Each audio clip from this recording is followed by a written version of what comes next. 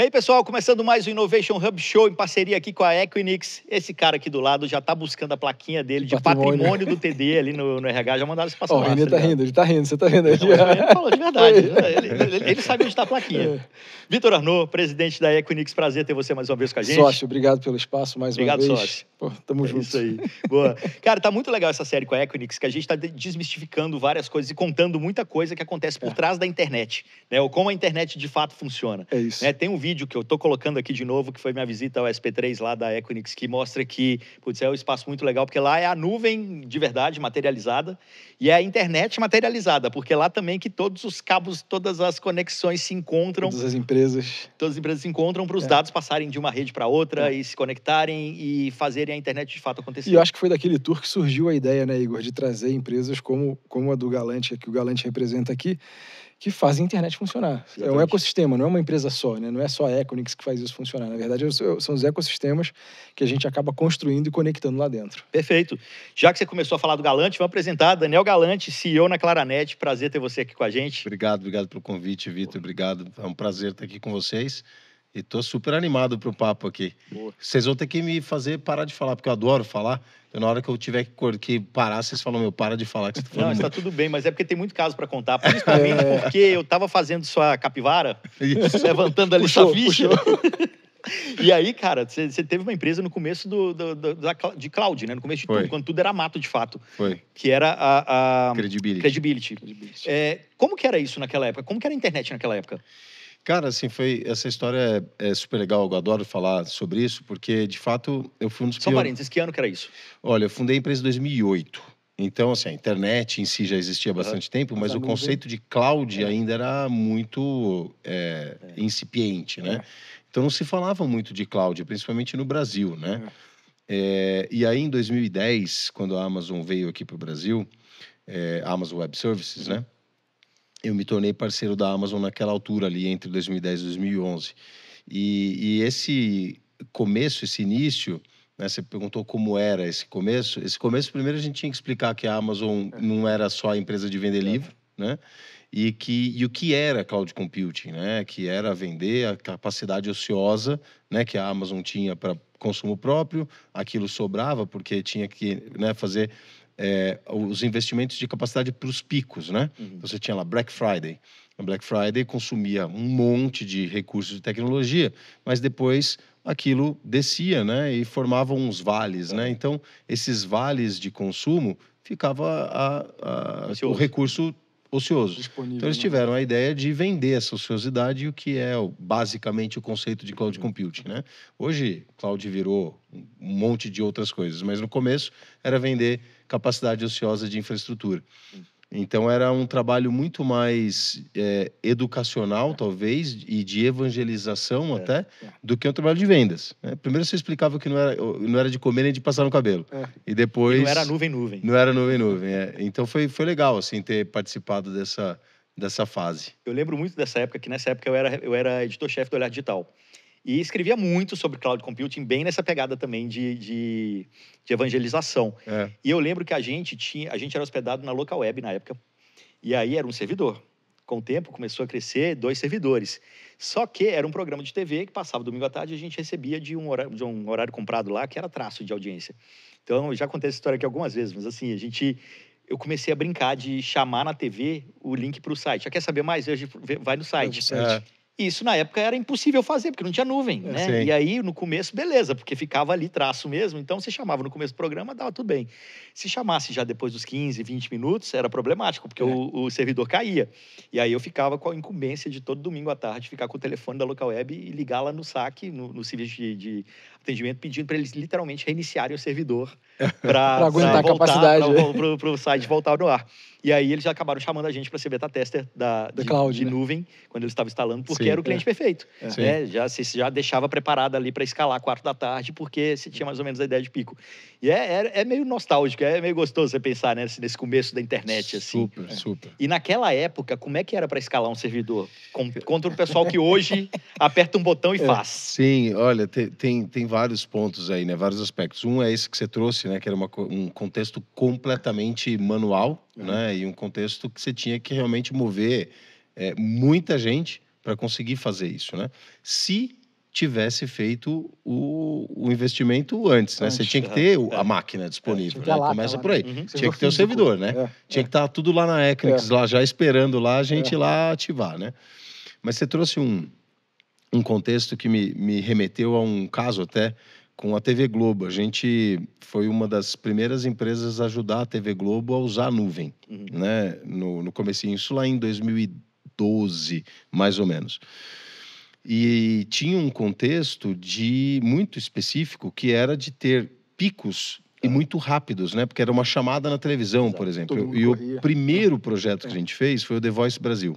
Imagina. A porrada na hora E aí a ideia do... Pouca gente assistindo, né? Exato. E a ideia do negócio era o aplicativo de segunda tela, que se chamava aplicativo de segunda tela, porque tinha lá, né, passando, televisionando o programa, e ali tinha um aplicativo que mostrava o score entre os concorrentes e tal.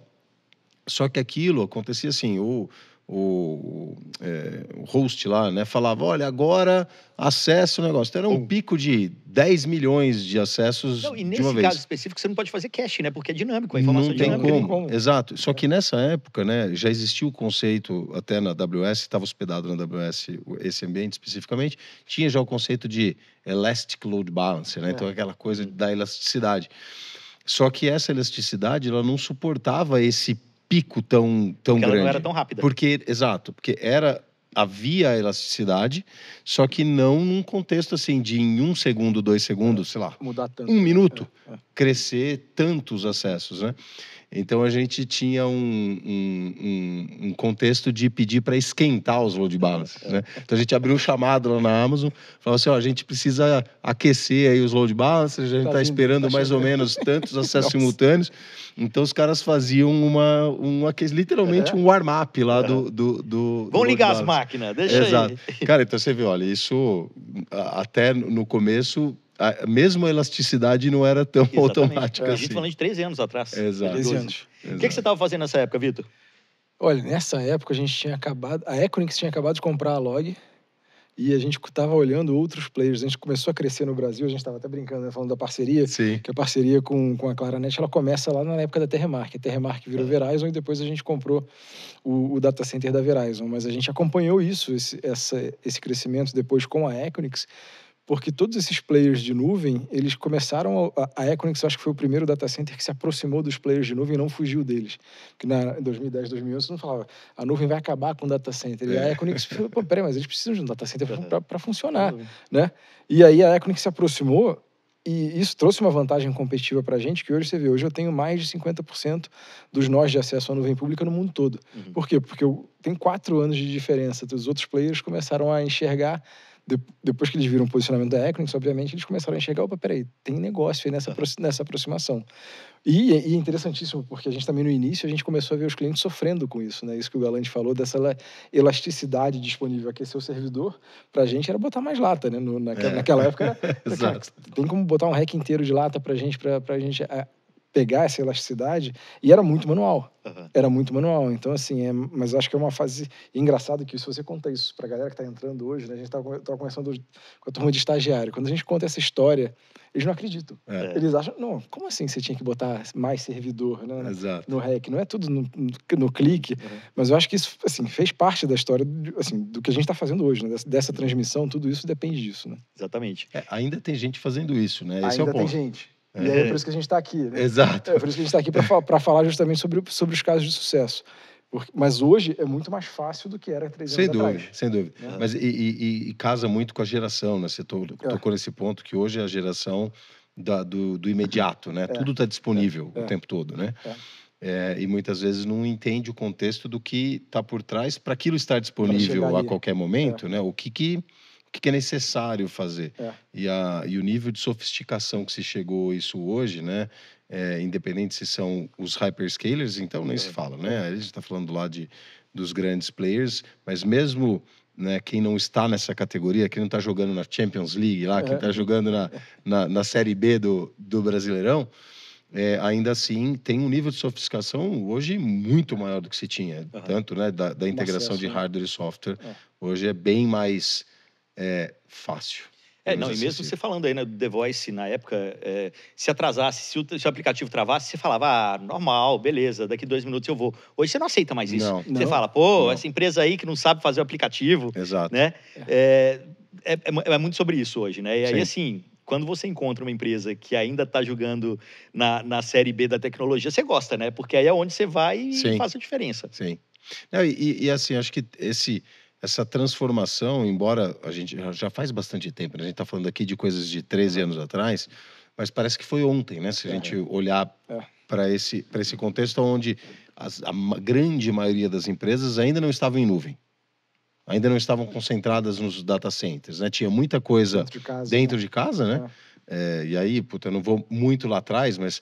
Cara, a gente participava de projeto que a própria empresa construía sala-cofre e botava os servidores dentro da própria casa, né? Construía data centers, chamava CPD, né? Não era data center. Sala de servidor. Data center é um termo chique, novo, né? Então eram os famosos CPDs. Então, hoje, quando a gente vê lá, 13 anos atrás, as empresas que já eram digitais, um outro caso que eu posso contar aqui, o caso da Web Motors, é uma plataforma completamente digital, já nasceu digital, né? Web, né? E a gente fez a migração da Web Motors para a AWS, isso lá em 2013, eu acho.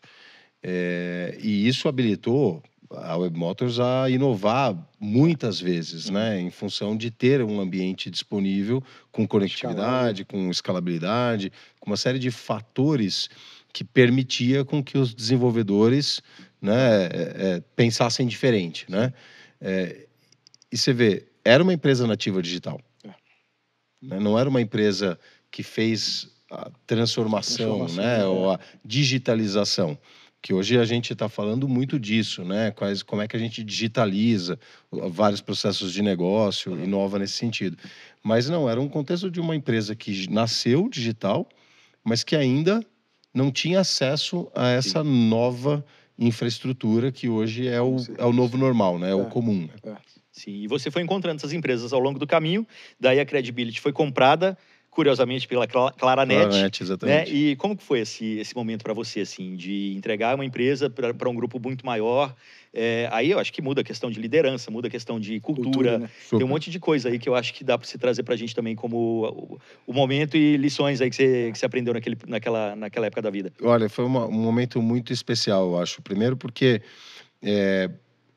a gente nunca tinha pensado em fundar a empresa, construir a empresa para vender a empresa, né? A venda foi uma consequência e uma consequência de uma ideia de participar de um jogo maior, né? Porque na altura que eu vendi a empresa, foi 2016, um ano antes, em 2015 mais ou menos, o negócio de nuvem passou a ser um negócio mais... enterprise, né? Até então tinham muitas empresas grandes que estavam usando, mas eram os early adopters ali, né? Ou empresas que já eram nativamente digitais, ou empresas que estavam assim tentando realmente inovar. Lá para 2015, entre 15 e 16, a nuvem já virou uma realidade para empresas maiores. Só um parênteses, nessa época as pautas eram sempre as mesmas também. Nuvem é segura. Exato. Será que eu devo ir para a nuvem? Vai custar caro. Exato. De novo. Então, e isso era exatamente esse ponto. E eram as empresas grandes que estavam participando disso, né? E então ter vendido e se juntado à Claranet permitiu com que a gente pudesse acessar empresas de maior dimensão pela dimensão do grupo, né? O Grupo Claranet é um grupo fundado no Reino Unido, é um grupo com sede em Londres, né? Na Inglaterra, e tem presença hoje em 8 países da Europa, mais 3 países fora da Europa, incluindo o Brasil. Brasil, Estados Unidos e Índia fora da Europa, o resto está tudo ali no miolo europeu. Então, participar de um grupo maior trouxe a segurança, para o mercado de continuar contratando a gente, porque a gente era uma empresa nichada, boutique, né? Embora tivesse clientes super relevantes, empresas de renome, mas ainda assim era uma empresa de pequena dimensão. E aí tem um caso muito especial, emblemático, que marca essa mudança mesmo, né? Que a partir do momento que a gente vendeu para a Claranet, passou a se tornar Claranet no Brasil, a gente acessou, por exemplo, a Embraer. que foi um outro caso de sucesso super legal que a gente teve com a Embraer, e que foi um caso de Data Analytics há 10 anos atrás, que usava Machine Learning para fazer manutenção preventiva da aeronave que tinha sido lançada, que era o E-02, eu acho. Legal. Era uma aeronave lançamento da Embraer naquele momento, e o projeto era um projeto de Data Analytics com Machine Learning para fazer manutenção preventiva em aeronave. Olha isso, há 10 anos atrás. Super.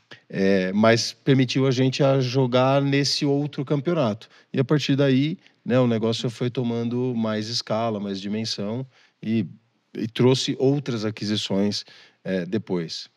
Você consegue fazer uma conexão com o crescimento da Equinix aí também, Anu? Eu acho que sim. Né, de uma certa maneira, sim, vocês estavam vivendo o mundo da internet em plena evolução e também evoluindo suas próprias empresas. Eu acho que essa época é interessante que o Galante falou. Primeiro, eu me identifico com essa coisa da marca, né? Sim. Assim, quando a gente migrou de Alog para Equinix, a gente meio que virou a primeira escolha do cliente internacional para chegar no Brasil.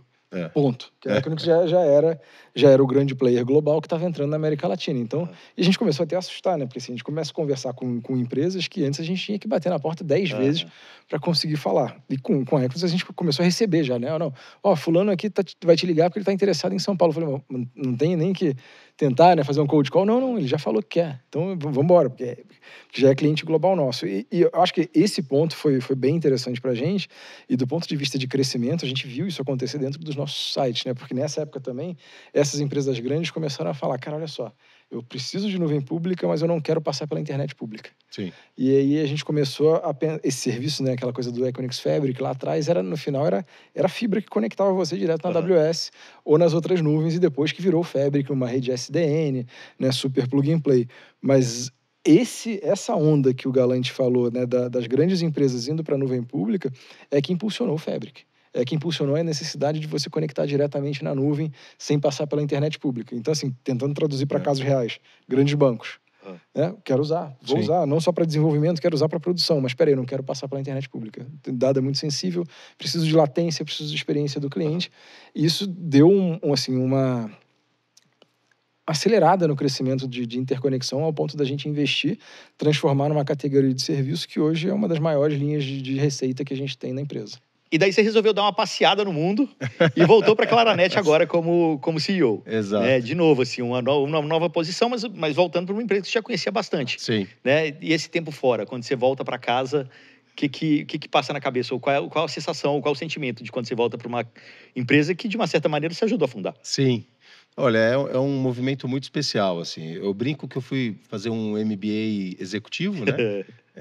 Porque a minha história pessoal, ela sai de ser um técnico, né? Aí eu fui empreendedor, aí vendi.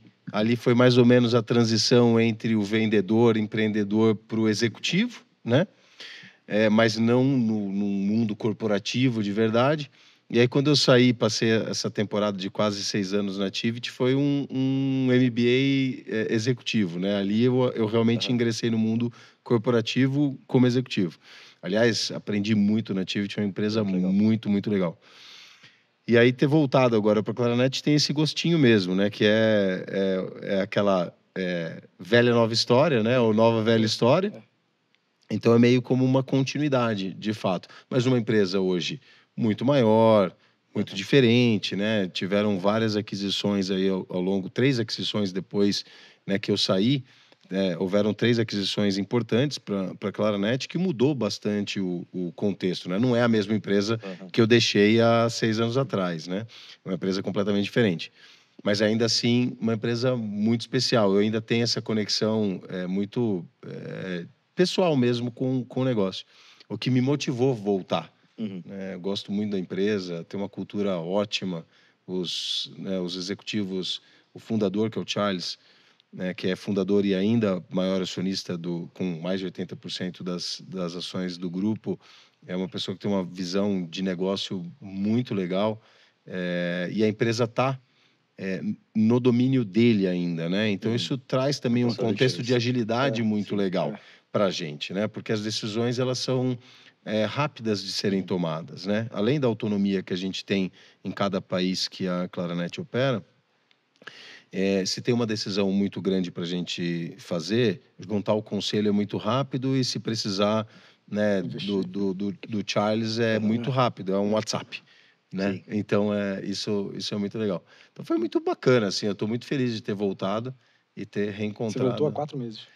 Sim, foi em maio, então estou aqui há 4 meses, parece que já fazem 4 anos, só faz 4 meses.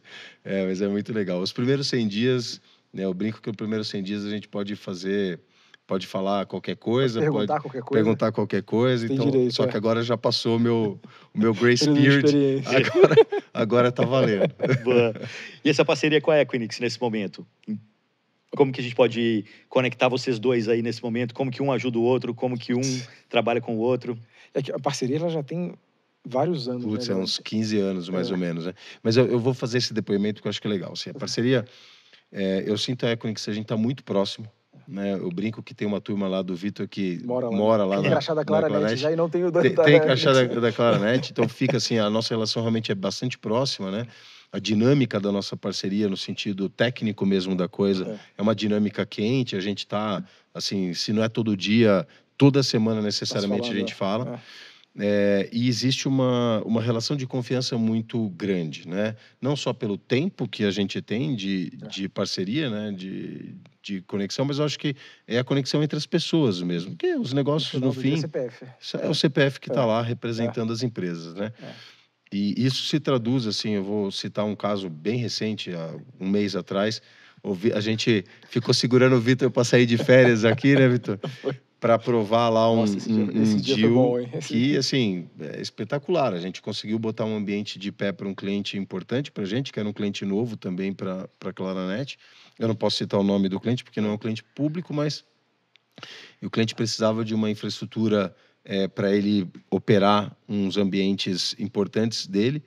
E procurou a gente, puta, você tem esse ambiente? Peraí. Vitor, e aí, cara, precisamos compor um negócio aqui, você tem? Aí o Vitor vai contar uma parte da história, mas ele falou assim, não, temos, porque a gente passou lá uma lista para ele, meio arroz com feijão, né? Assim, é um bolo de fubá. E no fim era um bolo confeitado, com recheio, personalizado. Aí ele vai te contar essa parte da história. Mas, não, foi interessante que a gente tinha começado essa conversa umas semanas antes. O Galante já tinha falado, olha, vai ter esse projeto, é um projeto importante, mas tem prazo, o prazo está apertado. E quando o Galante falou pra gente, ele precisava de quase 50 servidores, mas ele falou aquilo que a gente chama de vanilla, né? O simples, eu falei, bom, tem no estoque, a gente coloca para vocês e depois eu pego no estoque de novo e outros clientes vão usar. Não tem problema que você estava com uma preocupação, se não me engano, que era de usar por um período determinado de tempo. Beleza. Não é um contrato de longa duração, né? É um prazo menor. Como a gente tem muito cliente usando, pra gente o giro é tranquilo. Exato. E aí eu lembro que no dia que eu tava saindo de férias, era uma quinta-feira. Aí o Karpov me avisou antes, o Galante vai te mandar mensagem aí, a gente tá precisando de ajuda pra conseguir fazer o processo. Sua esposa já de mala pronta em casa. Não, todo mundo. Por que eu não arrumei a minha ainda, né? Porque já tomando... Por que você não arrumou sua mala ainda? Porque tem horário pra sair, não sei o que lá. E aí o Galante falou, cara, preciso de ajuda. E aí o Karpov tinha me explicado, né? O Karpov é o líder de venda responsável pela Claranet. E aí que eu descobri que desses servidores, a maioria não era de estoque, né? Então a gente tinha que fazer uma força-tarefa para aprovar o CAPEX, né? O que é o padrão, é o ritual normal de uma empresa de capital aberto. E a gente conseguiu. No final do dia eu falei, Galante, a gente conseguiu convocar o comitê que só ia se reunir semana que vem. A gente aprovou, faz todo sentido. A gente contou a história da parceria. Sim. A gente aprovou e aí foi, né? Entrou como a gente diz, na máquina de moer carne. Aí entrou no processo. Eu não sei quantos gringos ele teve que convencer lá, mas ele conseguiu. Deu certo.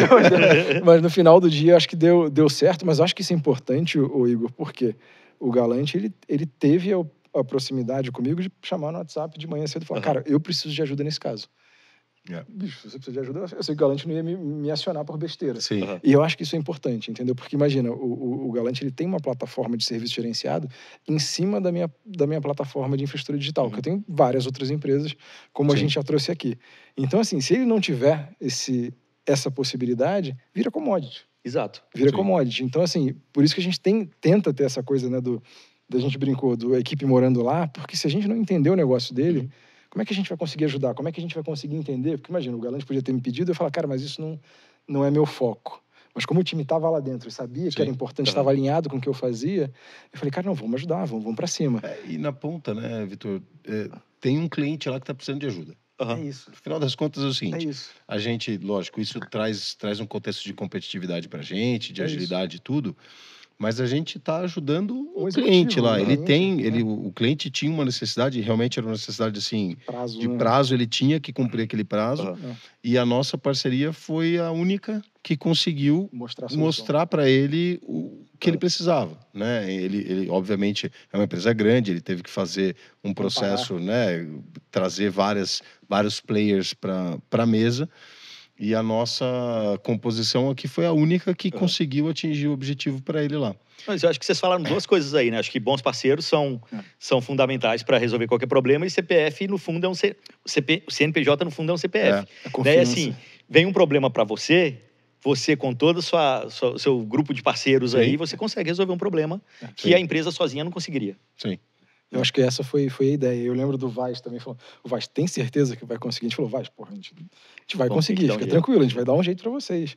E no final, mas assim, eu também do Vaz ter abertura de falar com o time, assim, e de ser, assim, que se não conseguisse, eu ia também chegar garante, ó, desiste da gente, vai para outro, porque eu não consigo. Mas ele não tinha alternativa de não conseguir, porque a gente já tinha prometido o cliente que tinha. Eu não sei o que a gente vai fazer, mas a gente vai ter que arrumar, esses servidores agora. Não, e esse caso foi um final feliz, e o Vaz depois ele mandou uma mensagem super legal, agradecendo, assim, o Vaz é o responsável técnico lá do Galante, que ele falou, cara, eu entendo o esforço que vocês fizeram para conseguir aprovar nesse prazo.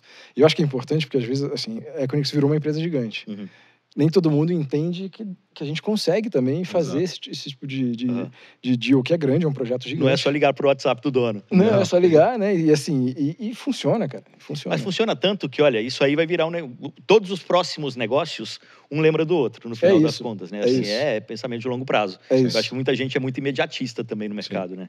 E no fim, assim, eu acho que o Vitor aqui com a Equinix, no caso da Claranet, eles ajudam a gente dos dois lados. O que eu digo dos dois lados é assim, tanto se a gente estiver hospedando o nosso cliente na nossa própria infraestrutura, na nossa nuvem privada, como se a gente estiver hospedando o cliente na nuvem do nosso parceiro da Amazon, por exemplo, né? Porque ambos usam a infraestrutura da Equinix, tem todo o contexto de conectividade. Então, assim, de uma forma ou de outra, toda essa agilidade, ou ela vem direta ou indiretamente. Então, para a gente está muito confortável de ter essa relação. O ecossistema cresce do mesmo jeito. Né? Exatamente. Acho que essa forma de fazer negócio, eu acho que é a mais legal de todas, né? No final das contas, assim, quando você tem é bom você ter parceiro que você pode contar, né? Acho que isso é importante. A gente vê o sucesso da Claranet na plataforma e dos cases, né? Que a gente estava falando aqui antes na conversa ali, na pré-conversa. Pô, legal você ver isso, né? A partir da nossa plataforma, você já está vendo cases que a gente nem imaginava. Isso eu acho que é muito legal. Muito legal. Vamos lá, que outros cases, que outros problemas você já resolveu aí e que botou o Vitor para não viajar no dia que ele precisava viajar nas férias? Eu acho que de viajar foi essa daí. Foi essa daí. Mas a gente tem, né, lá hospedado na Equinix hoje, em alguns data centers, né, da Equinix, o nosso ambiente hoje de infraestrutura, que é um ambiente que suporta centenas de clientes, né? Então, no dia a dia, né, essa parceria é o que nos viabiliza poder entregar para o nosso cliente um ambiente de qualidade, né, com toda a estabilidade, com tudo que a gente precisa para que o cliente tenha confiança, né, na nossa solução, né? E a solução é isso, é uma composição, né? A gente hoje tem ali a infraestrutura, o software, o que virtualiza essa infraestrutura para os nossos clientes, mas isso tudo está hospedado lá, né, na infra da Equinix. Então, o nosso dia a dia é assim, né, e é recorrente, porque todos os anos a gente tem que atualizar uma parte do parque, ou a gente expande, a gente reduz, então o dia a dia muda rack de lugar, otimiza, e a gente se ajuda nesse sentido, porque às vezes o Vitor fala assim, pô, cara, eu tô precisando desse espaço aqui, ele é um espacinho, né, premium para mim, pô, dá para você mover para lá, vamos juntar aqui os racks aqui, então é uma dinâmica de dia a dia, que é super transparente para os clientes. Os clientes não percebem que isso está acontecendo, mas por trás das cortinas tem um trabalho grande acontecendo lá, né? E que, aliás, eu tô falando aqui, eu tô pensando, né, cara, porra, esse é um ponto de valor de venda, porque se você parar para pensar, é totalmente transparente para o cliente. Se ele tivesse ele mesmo gerenciando a sua própria infraestrutura, ele estaria tendo que se preocupar com isso, né, com esse processo, né, de, puxa, eu preciso mover meu rack para lá, tenho que consolidar rack, tirar, mudar e tal. Essa movimentação física para poder entregar lá o SLA de disponibilidade bonitinho para o cliente, né? No fim, a gente tá trabalhando por trás das cortinas. Então, essa relação, ela é uma relação constante. É um processo. Eu vejo a Equinix como uma extensão do meu time, né?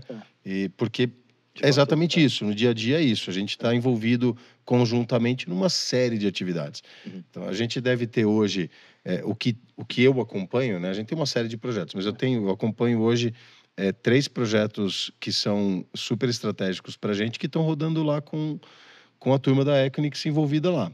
Tanto de atualização do nosso parque tecnológico, atualização de solução de backup, e tem esses clientes importantes que estão rodando lá e que está crescendo. Está crescendo. Quantos clientes são hoje, Galante? No total, são cerca de 2.500 clientes. Olha isso, cara. É cliente pra caramba. E como que o Brasil tá posicionado dentro do grupo, assim? Qual a importância do Brasil frente aos outros países e o quanto a gente está crescendo? Cara, esse é um ponto muito legal sobre o grupo. O Grupo Claranet, ele tem quase 30 anos já, né? Foi fundado em 96 e cresceu muito na Europa. Só que a Europa hoje, né, já é um mercado muito consolidado, né? Um mercado bastante competitivo e já bastante consolidado. Então, o crescimento das empresas em geral na Europa, organicamente, é 1 dígito alto, 2 dígitos baixo, né? Diferente do Brasil, que tem ainda muito espaço, né? Tem bastante oportunidade e bastante... Com todas as dificuldades e incertezas que a gente vive, né? Ainda assim, é uma região que tem muita oportunidade. E dentro do grupo, a gente olha o Brasil como realmente a região que tem mais potencial de crescer. Legal. E o Brasil hoje ocupa o 3º lugar no grupo de tamanho, porque a gente vendeu recentemente a operação de Portugal, em dezembro do ano passado. Justamente por essa razão, foi a primeira vez que a Claranet vendeu uma operação. A Claranet já comprou mais de 40 empresas nesses 30 anos, né? É uma empresa que faz parte do DNA crescer inorganicamente. E a gente nunca tinha vendido nenhuma operação. E a razão da venda tem ligação com isso, né? Portugal é um país pequeno comparado ao Brasil, né? Tem 19, 20 milhões de habitantes. E a Claranet em Portugal já era o principal player do mercado. Então, crescer era um crescimento inorgânico. No entanto, vendendo a operação, a gente vendeu para uma empresa chamada NOS, que é uma empresa de telefonia, como se fosse a Vivo, de Portugal. Vendemos a operação para nós, mantém-se o nome ainda como Claranet, a gente tem uma parceria estratégica com a NOS, e a gente consegue operar ainda como grupo, mesmo que a operação tenha sido vendida, para justamente trazer fôlego para o grupo, para a gente continuar o nosso investimento no crescimento. Então, com essa venda, o Brasil se posiciona hoje no 3º lugar do grupo, né? Então, tem França, UK e aí vem o Brasil. Só que dos 3 é o que tem mais de crescimento. Potencial de crescimento. Então a gente está super entusiasmado aqui com as possibilidades no Brasil. A gente vê muita coisa pela frente. Por exemplo, pensando em futuro, parcerias com Equinix. Isso vai crescer, né? Né? Mas fala um pouquinho, como é que vocês estão vendo IA? Que eu lembro que o Vaz também estava falando, cara, ele pediu GB200, se não me engano. Ele estava pedindo lá. Como é que vocês estão vendo a parte de IA? Vocês vão chegar até que ponto de serviço? Cara, assim, hoje, olhando do ponto de vista estratégico, a gente tem preferência por rodar com hyperscaler. Legal. Porque é uma situação, assim, não dá para competir tecnologicamente, e também porque acho que se integra de uma forma muito mais transparente com os outros serviços. E quando você diz rodar com hyperscaler, basicamente você vai alugar a GPU e aí vai prestar o serviço ali em cima. Em cima do hyperscaler. Legal. No entanto, a gente tem percebido uma demanda ainda muito pequena, mas acontece de projetos, vou chamar de projetos especiais, Sim. de clientes que querem ter a sua o seu próprio pod ali isolado. Tecnicamente, a gente pode entrar numa discussão aqui se tem isolamento, não tem isolamento na nuvem e tal. No entanto, o desejo do cliente está lá. A nossa preferência, de novo, vai ser sempre rodar num hyperscaler. Mas a gente vê uma demanda ainda pequena de clientes que queiram rodar os seus próprios modelos personalizados em infraestrutura própria. Mas é uma exceção da regra. Eu acho que esse é aquele serviço que a gente tinha falado no outro episódio, que a NVIDIA procurou a gente para falar, cara, você me ajuda a montar os pods privados o Private AI, né? O Instant AI Factory, que a Dell também está fazendo com a gente. A gente está vendo cada vez mais naquela curva de adoção, né? Sim.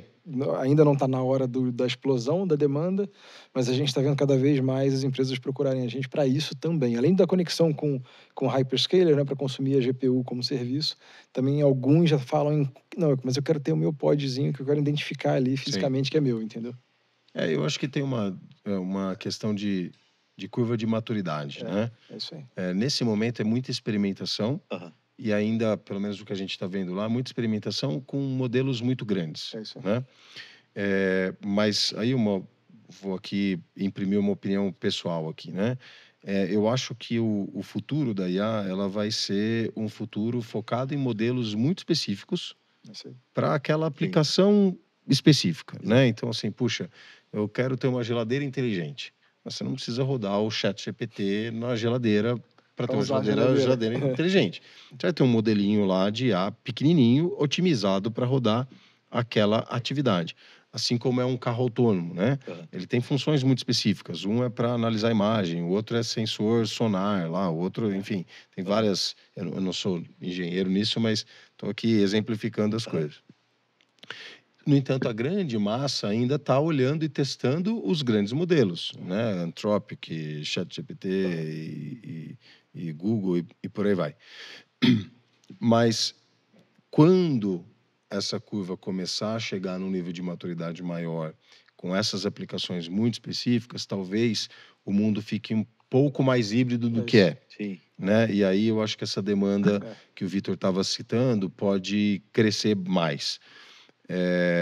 Mas, cara, tá mudando tão rápido as coisas que tá muito difícil de prever. O timing, né? A gente sabe o que vai acontecer, mas o timing acho que é difícil. E também porque, e também porque eu acho que os grandes players hoje de mercado também estão com uma velocidade de adaptação muito rápida, né?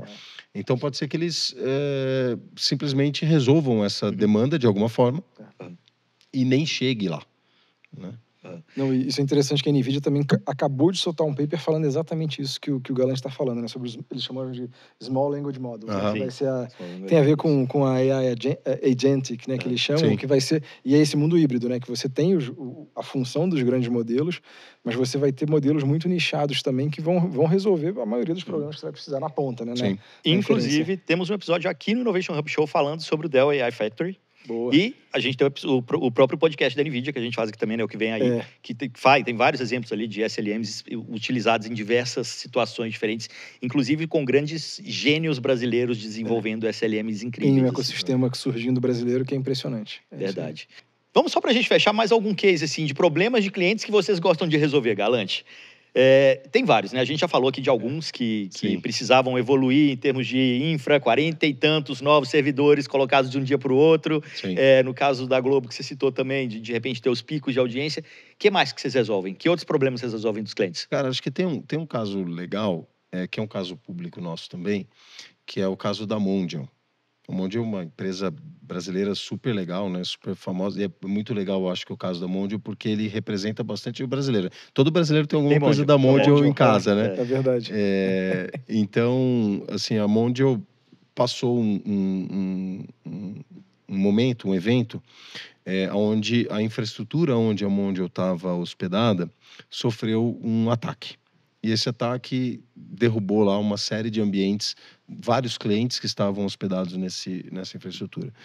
E a gente, nessa ocasião, ajudou a Mondial a migrar muito rapidamente, né, os seus ambientes para a nuvem.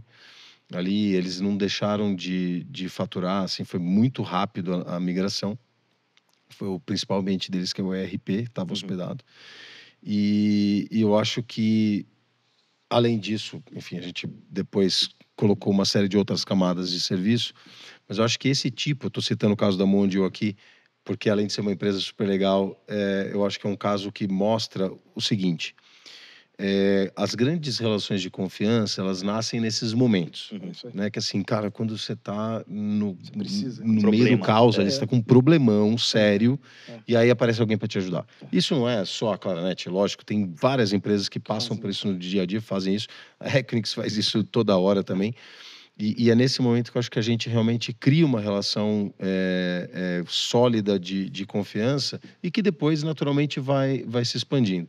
Então, eu gosto desse tipo de caso, né, de sucesso, porque ele é um caso de sucesso, mas num momento, né, que é um momento super duro, né, delicado ali. Né? Porque quando é caso de sucesso que você planeja, né? Puxa, tem vários super legais, ambiente novo, inovação, vamos mudar. São casos super legais, óbvio. Mas você teve um tempo de planejamento, um tempo de organização, testou várias coisas, não deu certo, até que conseguiu fazer funcionar. Agora, aquele que tá pegando fogo, literalmente, né? E você tem que, cara, sair correndo e ajudar ali e apagar o incêndio muito rápido. Acho que são os casos que eu gosto mais de citar, porque são aqueles que realmente ficam marcados, assim. Então tá entendendo, né? Você tem um problema de infraestrutura, manda um WhatsApp pro Galante. Mentira. Pode mandar. Não, pode mandar. O WhatsApp, o número do WhatsApp tá aparecendo aqui. O WhatsApp ainda não, mas a gente vai deixar o seu LinkedIn aqui do lado. Sim, e também o LinkedIn e os links da própria Claranet. Claro. Também do Arnaud, que virou, né? Top Voice, sabe, né? Top Voice LinkedIn. Cara, Top assim, o cara com esse nome... Primeiro, olha o nome do cara, né? Victor Arnaud. Você já... já é pomposo. Agora Top Voice. Gringo, né? Exato. Primeira reunião, rola até aquela decepção. Você não é francês, cara? Não, eu sou brasileiro. O cara já chega falando francês contigo. Né? Mas beleza, os links estão todos aqui do lado para vocês acompanharem também, se conectarem, continuarem essa conversa caso vocês queiram. Mas brigadão a presença do Daniel Galante, CEO na Claranet, e Victor Arnaud, presida da Equinix. Esse aí tá sempre próximo dos clientes, né? Tá. Isso é verdade. Isso é verdade. Obrigado, Galante. Obrigado, pessoal. Valeu demais e até o próximo episódio.